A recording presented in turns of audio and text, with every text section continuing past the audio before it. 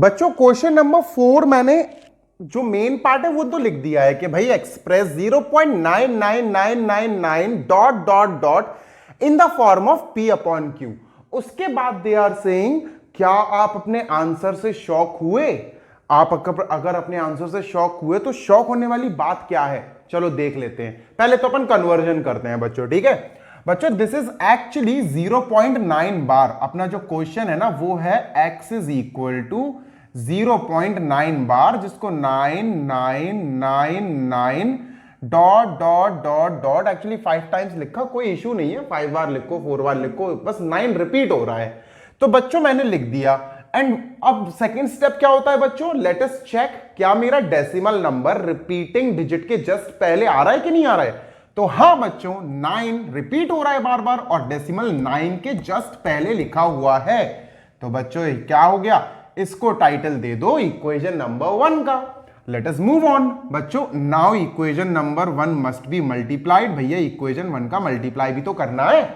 किससे बच्चों? एक डिजिट रिपीट हो रही है, एक चुटकी सिंदूर, सॉरी वापस मैथ्स पर आ जाते हैं। इक्वेशन 1 का मल्टीप्लाई बच्चों हमें करना है 10 से। 10 कहां से आया भाई? वही एक चुटकी मतलब एक डिजिट रिपीट हो रही है ना, तो 10 से मल्टीप्लाई करना है। 10 into x will give you 10x बच्चों। 10 इंटू बच्चों दिस 10 इंटू 9, 10 इंटू 9 मतलब 0.999 बच्चों क्या देगा आपको? 9.9999 dot dot dot and let us से दिस इज इक्वेशन नंबर 2 बच्चों, है ना। चलो इसको डिवाइड कर दूं, नहीं तो आप कंफ्यूज हो जाओगे, राइट। अब बच्चों क्या करना है, next step is sir equation 2 से इक्वेशन 1 को सब्ट्रैक्ट कर दिया जाए। 10x माइनस एक्स, आपको सर 9x आ गया। 9 माइनस 0 9 आया sir. x is equal to 9 upon 9, answer आया 1। ओ भाई ये तो शॉकिंग आंसर आया। अब आपको सर इसमें शॉकिंग क्या है? Shocking is 0.99999 and 1। भाई 0.99999 को ही तो हम 1 लिख रहे हैं बच्चों। आंसर जो शॉकिंग है ना, जो शॉकिंग चीज है, जो शॉकिंग बात है, अच्छा हिंदी में लिखता हूं मैं, ठीक है। शॉकिंग बात यह है कि 0.9999 dot dot dot is same as 1 it has a negligible difference. बिल्कुल चुन्नू मुन्नू सा डिफरेंस है, वो है ही नहीं है, मतलब ये समझ लो बिल्कुल इग्नोर कर दिया हमने उस डिफरेंस को। तो बच्चों जो शॉकिंग बात है, जो अलग सी बात है इस क्वेश्चन में, जो क्वेश्चन हमें कह भी रहा था कि भाई क्या आप इसके आंसर से शॉक नहीं हुए, तो एक्चुअली थोड़ी सी शॉकिंग बात ये है कि यार यहां तो 0.99999 चल रहा है और हमारा कन्वर्जन आया 1। यार इक्वल कैसे? तो यस बच्चों approximately it will come equal. ये सेम आएगा, इक्वल आएगा, ठीक है। क्या सेम आएगा? 0.9 बार बच्चों, 0.9 बार यानी 0.9999 रिपीट हो रहा है, विल कम इक्वल टू बच्चों 1। यही शॉकिंग न्यूज है, यही शॉकिंग बात है इस आंसर की। आई होप आपको समझ में आ रहा होगा। If you are liking this video, अगर आपको ये कॉन्सेप्ट सच में समझ में आ रहा है and if you are enjoying, then please like this video, subscribe to our YouTube channel and share this channel and this video with your friends also. Let us not waste our time and move on to next question. अगले question की तरफ चला जाए बच्चों। अब actually थोड़ा सा lengthy question आ गया, इजी है पर लेंदी है। देखो वो ये बोल रहे हैं कि आप 1/17 को डेसिमल नंबर में कन्वर्ट कीजिए, just converted into decimal form, और बताइए कि रिपीटिंग पैटर्न कितनी डिजिट्स के बाद शुरू हो रहा है। समझाता हूं, देखो इनका कहने का मतलब है पहले तो आप इसको डिवाइड करिए। तो बच्चों लगेगा मुझे थोड़ा समय, चलो डिवाइड करते हैं, हो सकता है आप थोड़ा बोर हो जाओ, तो मैं डायरेक्ट डिवीजन करता हूं बच्चों, ठीक है। I am just coming in 2 seconds। तो बच्चों इस डिवीजन को करने में मुझे लग गए अप्रॉक्सीमेटली 3 मिनट। अब यही 3 से 4 मिनट अगर मैं वीडियो में आपको सॉल्व करके दिखाता तो आप भी बोर हो जाते। बच्चों करना तो देखो आपको पड़ेगा, ये डिवीजन तो करना पड़ेगा। देखो 17 से आई स्टार्टेड डिवाइडिंग, तो ये देखो ये आया क्वेश्चन बच्चों, ठीक है, और चलता चला गया, मेरा बोर्ड पड़ गया छोटा, तो मैंने इसके बाद यहां कंटिन्यू किया and I just came on to 1 again. मैं 1 को ही डिवाइड करने चला था और मैं वापस 1 पे पहुंच गया। दैट मींस 17 का, अब जब मैं इस रिमाइंडर के बाद डिवीजन शुरू करूंगा ना बच्चों यहां, तो यही क्वेश्चन यहां से रिपीट होना शुरू हो जाएगा बच्चों। गेटिंग माई पॉइंट, समझ रहे हो मेरी बात को? मैंने 17 से डिवाइड किया, 17 डेसिमल लिया, 10 हो गया भाई, 1 1 को डिवाइड करना था ना, 10 फिर भी डिवाइड नहीं हो रहा था, एक 0 लिया, फिर 17 5 से 85 एंड गोज ऑन, फिर चलता चला जा रहा है। और मैंने कब तक डिवाइड किया? मैंने तब तक डिवाइड किया बच्चों जब तक कि वापसी से मैं जिस नंबर को डिवाइड कर रहा था 1 को, वो नहीं आ जाए। और जैसे ही 1 आया, रिमाइंडर 1 आया बच्चों, मैं रुक गया। पता है क्यों? क्योंकि अगर मैं इसके आगे कंटिन्यू करूंगा ना तो बच्चों I will have to write 0, then I will write 5, then I will write 8 बिल्कुल यहां से रिपीट होना शुरू हो जाएगा। और बच्चों हमसे क्वेश्चन में यही पूछा गया था कि अगर आप 1/17 को डेसिमल फॉर्म में लिखो, जो कि ये है, तो ये बताओ after how many digits the repetition will start, कितने डिजिट के बाद रिपीटेशन शुरू हो जाएगा। चलो शुरू करते हैं बच्चों काउंटिंग, ठीक है। 1 2 3 4 5 6 7 8 9 10 11 12 13 14 15 16 बच्चों 16 डिजिट्स के बाद फिर से रिपीटेशन शुरू हो जाएगा। तो हमारा आंसर क्या है? After 16 digits, after 16 digits of decimal, after 16 digits of decimal, after 16 digits of decimal, the number will start repeating or recurring, will start repeating or recurring। पता है ना आपको, रिकरिंग का मतलब रिपीटिंग ही होता है। तो बच्चों ये हमारा क्वेश्चन आसान था, आसान है, पर लेंथी है थोड़ा सा, है ना, थोड़ा सा बोरिंग टाइप का है, पर मैं नहीं कहूंगा बोरिंग, मुझे मजा आया सॉल्व करने में।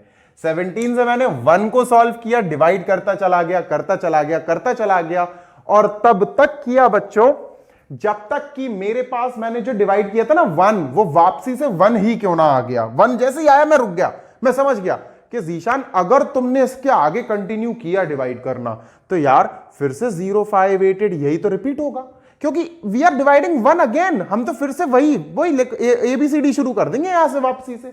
तो क्यों करो, यही तो क्वेश्चन था हमारा कि भाई रिपीट कितने डिजिट बाद होगा अपने आंसर में, तो अपने 16 डिजिट्स के बाद रिपीट होना शुरू हो जाएगा। I hope you like this concept, you like the explanation. Let us jump on to next question now. चलिए मेरे ब्रिलियंट बच्चों, क्वेश्चन नंबर 6 बहुत लंबा थ्योरेटिकल क्वेश्चन है, मैं आपको पढ़ के समझा देता हूं क्वेश्चन कह क्या रहा है। Look at several examples of rational numbers in the form P/Q।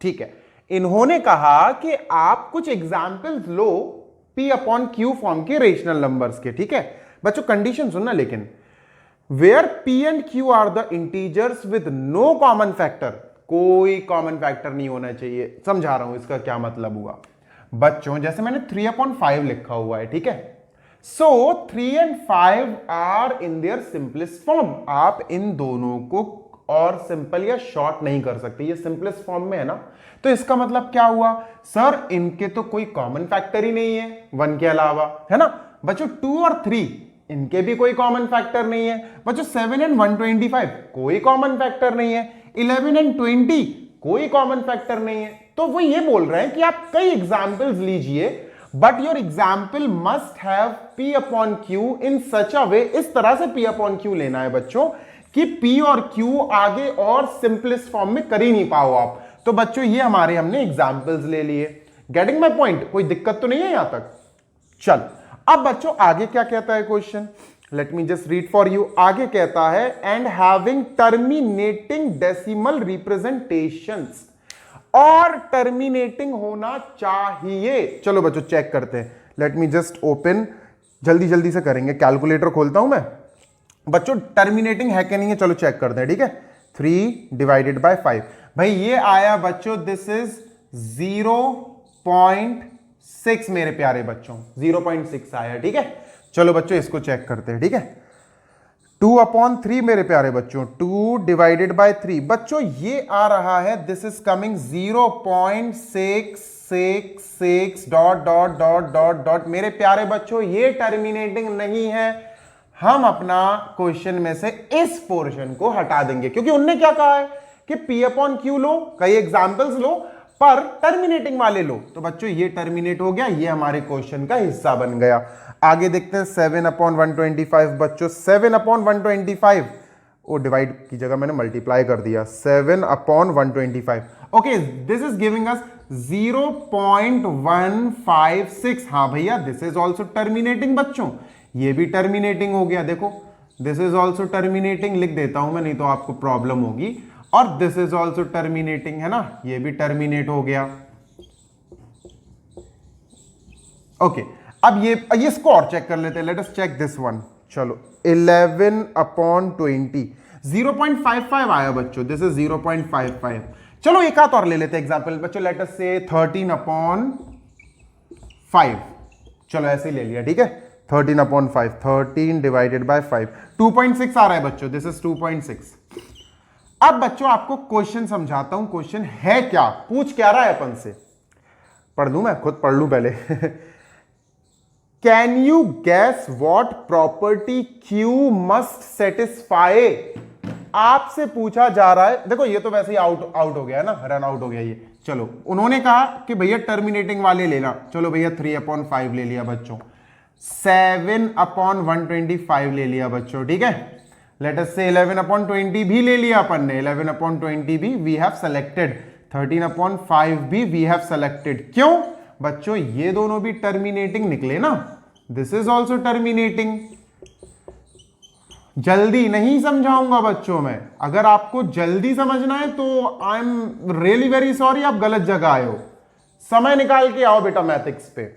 चलो टर्मिनेटिंग टर्मिनेटिंग टर्मिनेटिंग लेने थे तो मैंने इसको लिया, इसको सेलेक्ट किया, इसको सेलेक्ट किया, इसको सेलेक्ट किया और अलग से लिख दिया, ये तो बेचारा हार गया, क्वेश्चन का हिस्सा ही नहीं बन पाया ये तो, है ना। अब बच्चों उन्होंने ये कहा है कि आप क्यू में कुछ खास देख सकते हो क्या, क्यू में P/Q, ये है बच्चों क्यू। तो बच्चों इसका जो क्यू है, इसका जो क्यू है जो 5 है बच्चों, वो 5 ही है, तो आप लिख सकते हो 5 की पावर 1। आपने लिख दिया इसका क्यू जो आया वो 5 है, 5 की पावर 1 लिख दिया आपने, ठीक है। पूरा क्वेश्चन बच्चों टर्मिनेटिंग के लिए है, ध्यान रखना बेटा। चलो अब आते हैं 125, जो बच्चों इसका क्यू है वो है 125, और बच्चों आप सबको पता है 125 can be written as sir 5 की पावर 3, है ना, 5 का क्यूब लिख सकते हैं बच्चों। एम आई क्लियर, 5 का क्यूब लिख सकते हैं। अब देखते हैं थर्ड वाला टर्मिनेटिंग बच्चों, इसका जो क्यू है, इसका जो P/Q है, जो क्यू है वो है 20 बच्चों, और 20 को मैं क्या लिख सकता हूं, मैं लिख सकता हूं 2 × 2 × 5, तो मैं लिख सकता हूं 2 × 2 × 5, 2 × 2 × 5, जिसका मतलब है बच्चों 2 की पावर 2 × 5। अब बच्चों आते हैं इस वाले के लिए, चलो भैया इसका क्यू क्या है बच्चों, इसका क्यू इज 5, तो मैंने 5 लिख देना है। अब बच्चों वो ये कह रहे हैं कि आप क्यू में कुछ खास देख सकते हो, कुछ प्रॉपर्टी समझ में आ रही है क्यू की। यस बच्चों आ रही है प्रॉपर्टी समझ में, मैं बता रहा हूं क्या प्रॉपर्टी समझ में आ रही है बच्चों। पहले तो हम हेडिंग डाल लेते हैं फॉर टर्मिनेटिंग, कि भाई साहब टर्मिनेटिंग के लिए पूरी बात हो रही है, ठीक है। क्या टर्मिनेटिंग के लिए अगर कोई फ्रैक्शन टर्मिनेटिंग डेसिमल नंबर देने वाला है तो याद रखना उसके डिनोमिनेटर में या तो फैक्टर करने पर आपको 5 मिलेगा, या आपको 2 मिलेगा, या आपको 5 और 2 मिलेंगे। Getting my point. अगर आपका फ्रैक्शन टर्मिनेटिंग आंसर दे रहा है तो जो उसका क्यू होगा, क्यू के बारे में ही बात करनी है, जो उसका डिनोमिनेटर होगा, जो उसका क्यू होगा, या तो बच्चों वो किसका बना होगा, आइदर इट इज ऑफ 5 और इट इज ऑफ 2, या तो उसके अंदर 5 होगा, उसके फैक्टर्स में 5 होगा, या 2 होगा, या फिर बच्चों दोनों होंगे। Getting my point? या तो Q must have 2 as a factor, या तो Q must have 5 as a factor, या फिर Q will have both as a factor, इनके अलावा कोई नंबर नहीं आएगा। Getting my point? ये क्वालिटी पहचाननी थी हमें Q की, कब? टर्मिनेटिंग डेसिमल नंबर्स के लिए। Getting my point? तो हम लिखेंगे बच्चों एक लाइन, फॉर टर्मिनेटिंग, सूख गया marker, for terminating Q, bracket में अपन डिनोमिनेटर भी लिख देते हैं, denominator, for terminating Q, denominator will have 2 or 5 or both 2 and 5 or both 2 and 5 as factors। खत्म। ब्रैकेट में लिख देंगे no other number, no other number, कोई और बाकी नंबर नहीं होगा टर्मिनेटिंग के लिए। Getting my point? I hope आपको समझ में आया होगा। पहले मैंने कई एग्जांपल्स ले लिए, अपनी मर्जी से लिख लिए थे मैंने बच्चों, फिर उनमें से उन्होंने कहा कि भाई टर्मिनेटिंग वाले नंबर्स निकालना, तो मैंने टर्मिनेटिंग वाले छांट लिए इसमें से, ये नॉन टर्मिनेटिंग था, भाई खत्म ही नहीं हो रहा था डिवीजन इसका, तो मैंने हटा दिया, इसको लिया ही नहीं, तो मैंने इसको चूज कर लिया, इसको चूज कर लिया, इसको चूज कर लिया, इसको चूज कर लिया। फिर वो कह रहा है कि भैया एक बात बताओ, आपको इनके क्यू में कुछ खास दिख रहा है? तो बच्चों क्यू में अपने खासियत देखो क्या है, इसके क्यू में 5 है, इसके क्यू में भी 5 है, इसके क्यू में 2 and 5 है, इसके क्यू में 5 है। तो खास बात यह है कि टर्मिनेटिंग डेसिमल नंबर्स में बच्चों अगर आप डिनोमिनेटर को ध्यान से देखोगे तो इट विल हैव 2, 5 या फिर दोनों, इसके अलावा कोई और नंबर इज नॉट अलाउड। बच्चों आई होप आपको कॉन्सेप्ट समझ में आ रहा है।